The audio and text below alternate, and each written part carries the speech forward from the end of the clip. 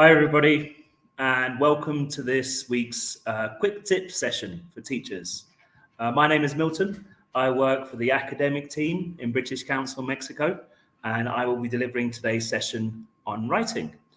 Just a bit of information. These quick tip sessions are we've set them up for the lead up to BBELT, the Best and Brightest in English Language Teaching, which is the conference we'll be holding in February. And we're just getting everyone in the mood, sharing some tips, and hopefully creating a dialogue of ideas of what we could do in class. So let's begin. Upload the presentation, please. Thank you. So today's session is on teaching writing and how to motivate your students to write more. That's the focus for today. So what we'll be looking at today, we'll have a brief discussion on why writing is often ignored in the classroom or avoided, whether it be by teachers or by students. Then we're going to kind of reflect on some reasons as to why we should do more writing in a class. I'll be sharing some of my favorite ideas for teaching writing, for practicing writing, and for motivating students to write more. And then finally, we'll be looking at the discounts available to join BBELT in February. Okay, so let's begin. I'd like you guys to think about this. I say discuss, but maybe reflect. And if you want, write in the chat some of your ideas. That would be great. So writing is often called the forgotten skill. Some people even call it the Cinderella of the skills, right? Why? Because it's often avoided and ignored in the classroom. So I'd like you to have a little think about this. I've got some reflection questions. If you can write some of your ideas, fantastic. So what writing as a skill is often ignored and avoided? And what are some of the reasons why it should be taught? And what do you know about process, product, and genre approaches to writing? So have a think about it. Have a think about the first two in particular. What are some of the reasons why writing is ignored? And why should it be taught? So why is it ignored? First of all, it's quite difficult to develop. A lot of the time in the classroom is spent on vocabulary and grammar. And this is useful for writing, of course, but often not much is focused on the actual skill of writing and the actual sub-skills which are required to be a confident writer. When I say a sub-skill of writing, I mean things like paraphrasing, using cohesive devices, punctuation, and things like that. Sometimes these can be a bit tricky to develop in the classroom. Writing is often considered to be time-consuming. It does take some time to write, especially if we're asking our students to write an essay. Essays aren't written in a few minutes. So sometimes this can be a reason as to why teachers may shy away from writing in the classroom. Sometimes it's perceived as boring. I know not all of us will agree with this, but a lot of students feel this. A lot of reactions will be they prefer to speak, and maybe they prefer to do writing at home. And writing at home is good as well. Please, let's not disencourage that. But the good thing about writing in class is that we're there to support us as teachers. We're there to support, provide feedback, give suggestions, teach skills, and go through the process of how to improve writing. Sometimes writing can be difficult to assess. Often, teachers will focus on grammar and vocabulary when people write, and sometimes maybe some punctuation. But how much as teachers do we focus on coherence and cohesion? How much do we focus on genre? How much do we focus on the approach? It can be quite difficult to provide feedback on that because it's quite abstract, right? And also, writing styles differ from language to language, so that can be a challenge as well. And writing, if you look at most of your course books, the published course books that are around, this is not true for all of them, of course, but for a lot of them, it's often at the end of a unit, or even worse sometimes, at the end of a course book with 2 or 3 lessons for a whole year. So it's not just us as teachers who are sometimes guilty of avoiding writing and developing writing. It's quite often the readily available published materials which are out there which do this, and as a result can have an impact on our curriculum, on what we do. But why is it important to write? Why is this an important? Well, I don't know about you, but for me, English is my first language.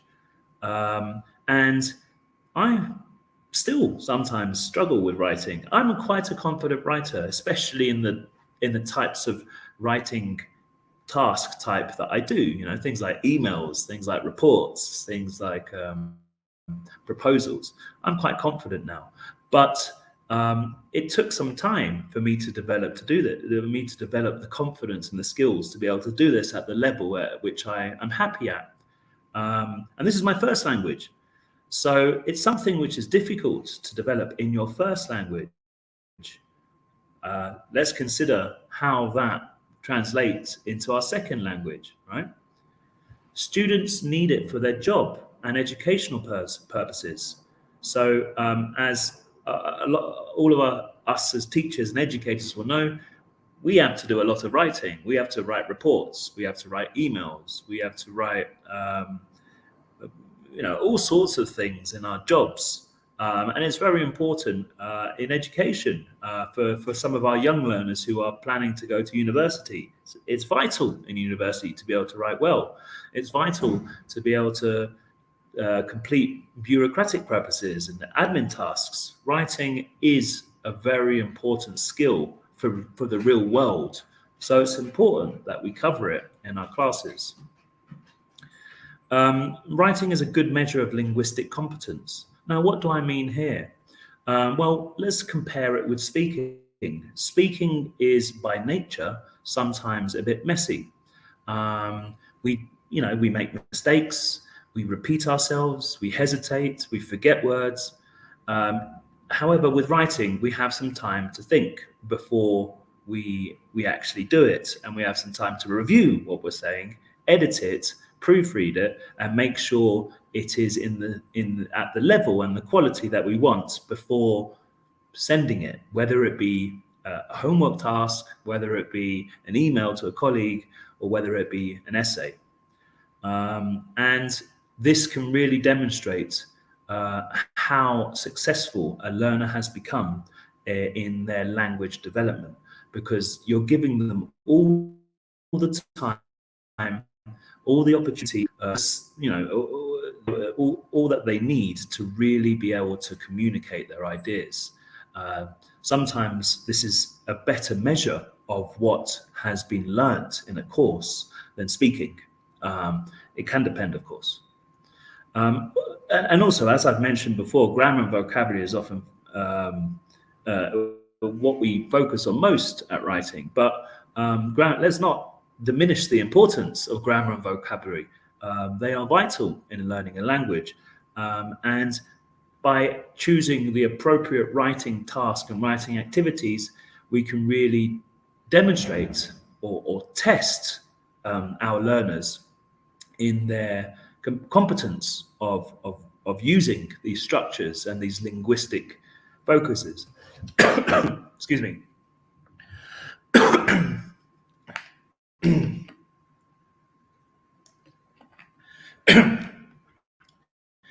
And writing, let's forget. Excuse me, sorry.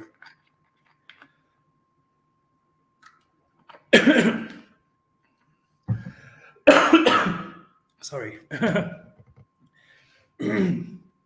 Writing, of course, can be very pleasurable.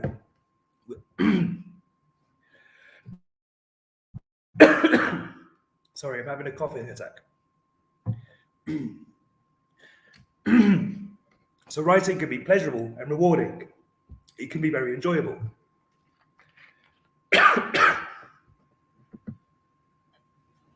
There we go.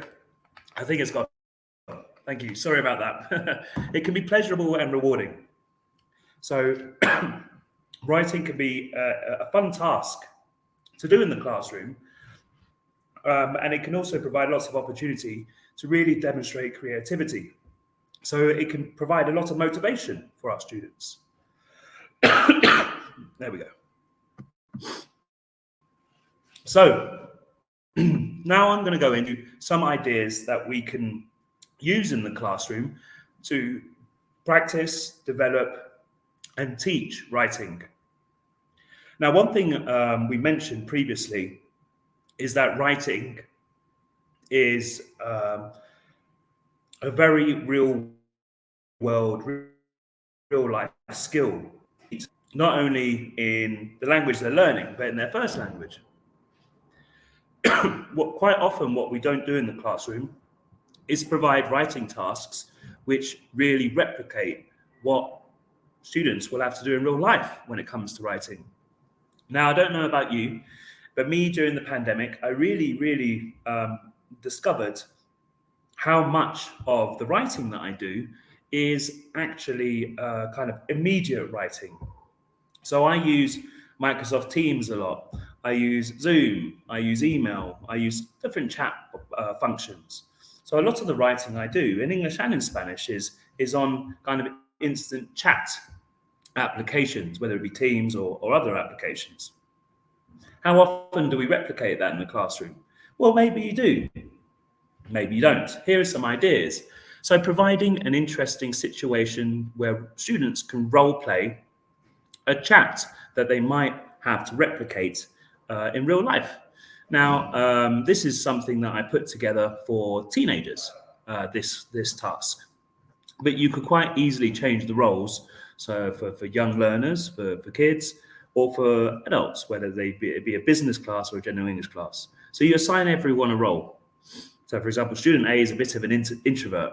Student B loves being outside, loves the sun, and student C loves going to parties. Now, ask them if this is an online class or if they've got computers. You can ask them to go into breakout rooms. For example, if you're using Zoom or Google Meet or something like that, and you get them to complete a task with their cameras and their mics off, just using the chat function. Now it's quite interesting. Here you might see I haven't just told them what language they need to use, how long it needs to be, or anything like that. What I wanted to replicate was a situation which was applicable for each student. So this I really highly recommend. If you haven't tried something like this before, give it a go.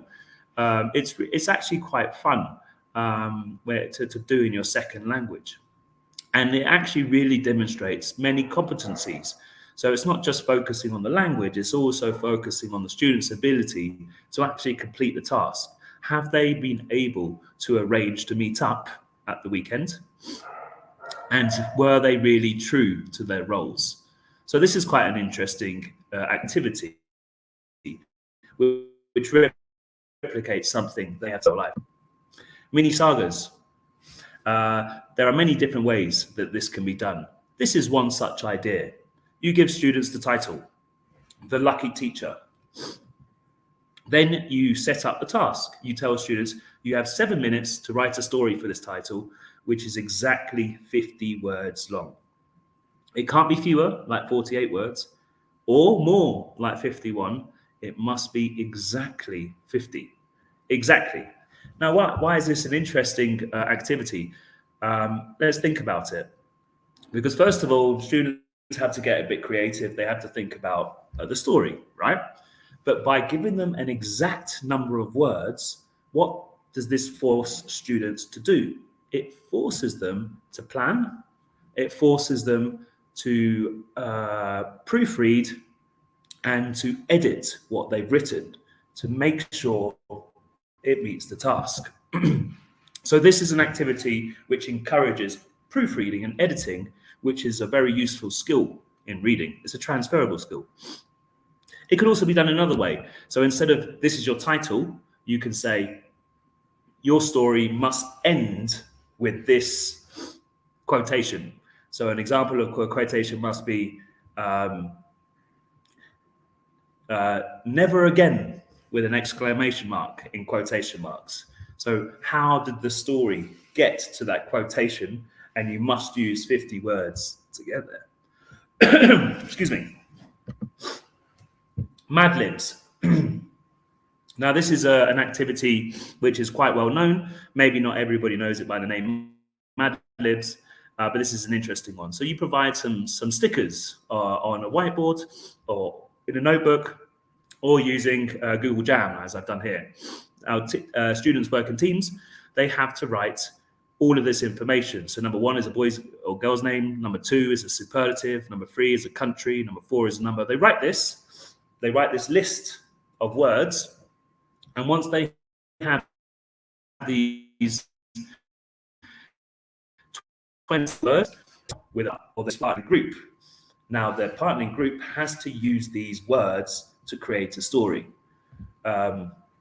What's good about this is it generates creative writing. It generates collaborative writing because they're working in a team, and often the results are very funny. Because to ensure that they use all the words, they often have to create quite far-fetched, abstract ideas, which results in quite funny reading at the end of the class. Because obviously, at the end, once they've created their stories, they'll present, and the rest of the class will listen, and they'll find the ideas quite funny. The story is quite funny. So here's another one that it kind of provokes creative writing. Reverse reading. Here's another idea. This is something that I do sometimes. So I tell students, you're going to do a reading task. It's like a secret writing task. And I say, well, but before you do the reading task, please answer these questions. So these are like the comprehension questions. They have to guess what the questions are. So what's Mr. Jones' job? They might say an engineer. What's he going to do? He's going to request a contract or something like that. Once students have all these answers, you tell them, oops, sorry, I forgot the text. I've lost it. Oh, what a bad teacher. Well, no matter. You have the answers. Please, in your teams, imagine what the text is. And within the text, write these answers that your partners have written. So it's kind of reverse of doing a comprehension reading activity, but instead they've given the answers, and now they have these answers, they have to write the text. So what this has the added benefit, or this helps students focus on what goes into the process of kind of reading comprehension activities, which helps them focus on things like task achievement and making sure that content is what is required. So this is a different skill which is involved. So there were some 4 ideas. Just before we finish, I'd like to have a little think about giving feedback. Now, you may have heard me speak about feedback in the writing and how to, in the speaking quick tip session that I did last week, and the one before about how to encourage shy students. Feedback is a vital tool. I've talked a little bit in the past about how to give feedback, kind of giving praise, making it part of the developmental dialogue, etc. But now, right now, we have some wonderful tools, digital tools, which we can use to provide feedback on writing. Here are some icons of some of the applications that I use. The first one, of course, is Google Form. It's like using Word or something like that, right? Now, as I'm sure you know, all teachers, there is the comment function. So you can highlight a bit of text that a student has written and you can provide a comment. You also have things like track changes, so you can actually correct some of the writing for them. In general, I like to give students the tools to rewrite their own text, but sometimes just a bit of guidance about what would be the right way of articulating an idea is what a student needs. So tools like comments and track changes are absolutely vital for providing feedback on writing. Now, Kaizena, if you don't know what Kaizena is, it's another one that I highly recommend. Kaizena is a similar tool to what Word and similar applications provide. So you have the function to provide comments to students on their writing. You can do track changes. But what is interesting about Kaisena is that you can also include audios. So you can highlight a bit of text and attach an audio to what you've highlighted and what you've shared. You can also color code the different feedback that you're giving. So it's a very useful tool to use in combination with a correction code, or if you want to give some very specific feedback, some personalized feedback, as you might do with an audio. And the third icon is an application I use called Screencastify. You don't need to use Screencastify. It's basically just a desktop recorder. But what I think is great about this is that you can save them some time. What sometimes I do is I get my students' writing task, I put it on my screen, and I record myself. I record myself reading the student's task and providing feedback. So I'll read the title, and then I look at the first sentence and I say, oh, okay, this is a nice sentence. Think about your use of punctuation here. And then I'll highlight it as I'm recording my screen and saying. So it basically can mimic the situation of sitting down with a student and reading and going over their writing task with them face to face. Now, obviously, if you can do this face to face with a student in the classroom, fantastic. But there's not always time for that, right? So this provides us with some opportunity to provide that same personalized, specialized feedback on a one-to-one basis, but digital. So we can do it at home. And the great thing about it is that students can also respond with a similar type of video, and you can get a developmental dialogue happening in that way. Okay, thank you very much. There were some ideas on why writing is often avoided, why we should do it in class, some activity ideas on how to practice not only grammar vocabulary, but how to focus on skills such as proofreading and editing, how to focus on skills such as content and task achievement, how to focus on skills such as creative writing and using cohesion and coherence. So that's the end of the talk. But before we finish, let's talk a little bit about BBELT. BBELT is the best and brightest in English language teaching. This year, it's the theme of the conference is moving forward and learning together. It will be held on the 17th and 18th of February. This is a Friday and a Saturday. What is BBELT? BBELT is the most prestigious English language teaching conference in the Americas, and it's a fantastic. It's really a fantastic thing to be part of if you haven't seen already. If you've seen it already, you'll know, right? But this year at BBELT, we have over 90 academic presentations. We have forums, we have talks, we have workshops. This is a really great opportunity for you to showcase your brands and your products and your services. We have people attending who are decision makers, who are educators, researchers, teachers, teacher trainers, recruiters. It's really an event for everybody in the industry. BBELT connects teachers in exchange of ideas and best practices. So not only will we have some fantastic presentations and some really interesting sessions for you to attend, there's also the opportunity for you to interact with peers and other people in the industry through the use of the chat box and through the use of the networking sessions and through the use of all the different options available through the site.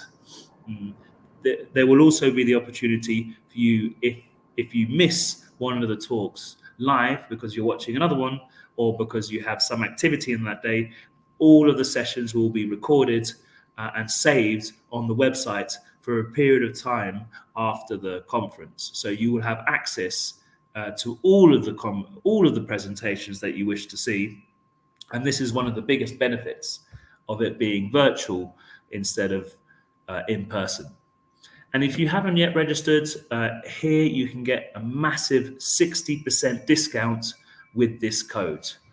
At the bottom of the screen, you can see this link. So if you go, you can actually just type in Google, British Council, New Ways of Teaching, BBELT, and it will take you straight to this link. Once you go through the registration process, it will give you the option to type in a code. If you type in this code here, PRM202311, you will receive a 60% discount on your ticket, on your invitation rather. So if you're interested, here's a fantastic chance to get some money off the invitation. And just to finish, as I'm doing every week, we are holding these sessions on quick tips. Today is the 25th of January, so we have 2 more sessions left. I'm delivering a talk every week at 6 p.m. on Wednesday, and I'll be giving you some suggestions similar today. Today we did writing. Last day we did speaking. The week before we looked at how to motivate shy learners, and we'll also be providing information about how to get this discount at the end of every video. Okay, so thank you so much for your time. If you participated in the chat, I will have a look now and respond. I hope you found this useful. And if you have any other suggestions for how to improve writing, how to teach writing in your classroom, please share them. Please share your ideas so we can all learn. Okay, thank you very much. Have a fantastic day and see you next week. And sorry about my cough. Thank you.